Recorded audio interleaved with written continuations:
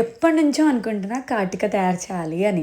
Finally కాటిక అయితే prepare చేసేసి, అది కూడా న్యాచురల్ గా. ఫస్ట్ ఒక ప్రమిదం తీసుకోండి, చిన్నదైనా పర్లేదు. వేరే ఏ ఆయిల్ వేయొద్దు, ఓన్లీ నెయ్యి మాత్రమే వేయాలి. ఏమండోయ్, ఏంటి చెప్పేది అర్థమవుతుంది కదా. మనము అఖండ దీపం వెలిగించేటప్పుడు యూజ్ చేసే వత్తి ఉంటుంది కదా, ఆ వత్తి నెయ్యిలో ముంచి వెలిగించాలి. పైన ఒక ప్లేట్ పెట్టేసేయాలి. ఒక 10 minutes మనం అట్లే వదిలేస్తే ప్లేట్ ఇట్లా బొగ్గు బొగ్గు తయారైతుంది. బొగ్గు బొగ్గు అయిపోయిందని టెన్షన్ పడకండి, ప్లేట్ మీద వచ్చిన బొగ్గే మనకి ఇంపార్టెంట్. బ్లాక్ పౌడర్ వస్తుంది, ఏదైనా చిన్న క్యూట్ డబ్బాలో వేసి ఒక 5 drops నెయ్యి యాడ్ చేసి అలా అలా అలా కలిపితే మనకి కాటిక రెడీ అయిపోయినట్టే.